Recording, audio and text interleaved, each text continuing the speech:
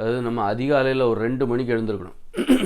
இது வந்து ஒரு கஷ்டமான விஷயம்தான். ஆனால் அது வந்து நம்ம கஷ்டமான விஷயமா இல்லாத மாதிரி மாற்றணும். நமக்கு அது கஷ்டமான விஷயமா தெரியக்கூடாது. மற்றவங்களுக்கு வேணால் தெரியலாம்.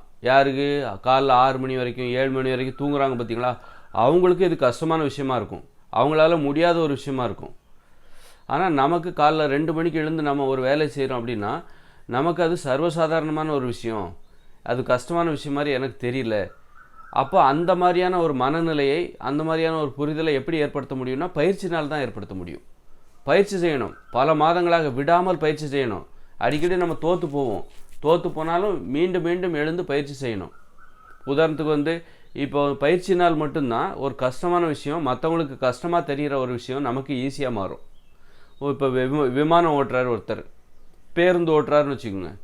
பேருந்து எல்லாராலையும் ஓட்ட முடியாது. அப்போ அதை பார்க்கும்போது அது வந்து நமக்கு கஷ்டம். யார் அந்த பயிற்சி எடுக்காத பேருந்து ஓட்டாத மற்ற எல்லாத்துக்குமே பேருந்து ஓட்டுவது என்பது ஒரு கஷ்டமான விஷயம். ஒரு விமானம் ஓட்டுவது என்பது பெரும்பாலானவர்களுக்கு கஷ்டமான விஷயம். ஆனால் அவங்களுக்கு அது ஈஸி. விமானத்தை ஓட்டுறாங்க பாருங்கள் பைலட்டு, அவங்களுக்கு அது ஈஸி. காரணம், அவங்க பல வருடங்களாக பயிற்சி எடுத்திருக்காங்க. பயிற்சி எடுத்ததால் அது அவங்களுக்கு ஈஸியாக தெரியுது. மற்ற மக்களுக்கு அது போன்ற பயிற்சியை இப்போ எல்லாருமே எடுக்க வேண்டிய அவசியமும் இல்லை, எடுக்கவும் இல்லை. அப்போ அவங்களுக்கு அது ரொம்ப ஈஸி. அது கஷ்டம். அந்த விமானம் ஓட்டாத பெரும்பாலான மக்களுக்கு விமானம் ஓட்டுவது என்பது எப்படி இதெல்லாம் ஓட்டுறாங்க, எப்படி இதெல்லாம் பண்ணுறாங்க அப்படின்னு சொல்லி அது ஒரு கஷ்டமான விஷயமா தெரியும். ஆனால் விமானத்தை ஓட்டுறவங்களுக்கு அது ரொம்ப ஈஸி. காரணம், அது பயிற்சினால். அது எளிது என்பது பயிற்சினால் சாத்தியமாயிற்று. விண்வெளிக்கெல்லாம் போகிறாங்க. எப்படி போகிறாங்க, எப்படி இதெல்லாம் பண்ணுறாங்க, இவ்வளோ வேலைகளை எப்படி பண்ணுறாங்க. அப்போ அதெல்லாம் வந்து பயிற்சினால் அவர்கள் அதை எளிதாக மாற்றியிருக்கிறார்கள். அவர்களுக்கு அது எளிது.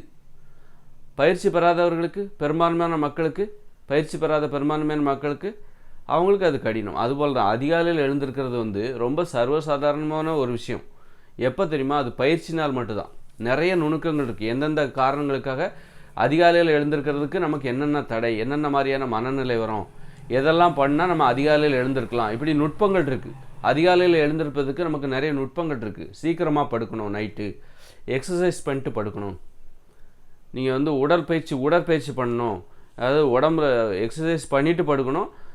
அப்புறம் வந்து காலையில் எக்ஸசைஸ் பண்ணணும், இரவு எக்ஸசைஸ் பண்ணணும். உடம்புல ஒரு வலி இருந்ததுன்னா உடம்பு சொன்னபடி கேட்கும். நீங்கள் அதிகாலையில் எழுந்திருக்கிறது உங்களுக்கு ஈஸியாக நடக்கும். உங்களால் தூங்கவே முடியாது. அதாவது அதிகாலையில் உங்களால் தூங்கவே முடியாது. நீங்கள் எக்ஸசைஸ் பண்ணிவிட்டு படுத்திங்கன்னா, உடற்பயிற்சி பண்ணிவிட்டு படுத்திங்கன்னா அதிகாலையில் சீக்கிரமாக எழுந்திருக்கலாம். ரொம்ப ஈஸியாக எழுந்திருக்கலாம். நீங்கள் 5 மணிக்கு எழுந்திருக்கணும்னு அலாரம் வைப்பீங்க, ஆனால் 4 மணிக்கே எழுந்திரிச்சு உட்காந்துருவீங்க. ஆனால் நல்லா தூங்கவும் செஞ்சுருப்பீங்க.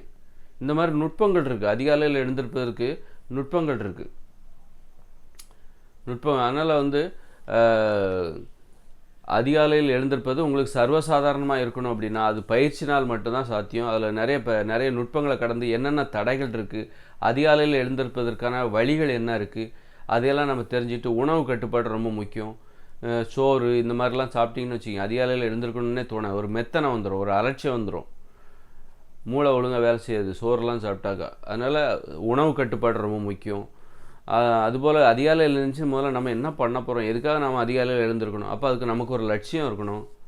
நமது லட்சியம்தான் அப்போ நம்ம அதிகாலையில் எழுந்திருப்பதுக்கு அவசியம் இருக்குது அப்படிங்கிறத சொல்லும். இப்படி நிறைய நுட்பங்களை கண்டுபிடிச்சி அதிகாலையில் எழுந்திருப்பது நமக்கு ஒரு ஈஸியான ஒரு விஷயமா மாற்றிடலாம்.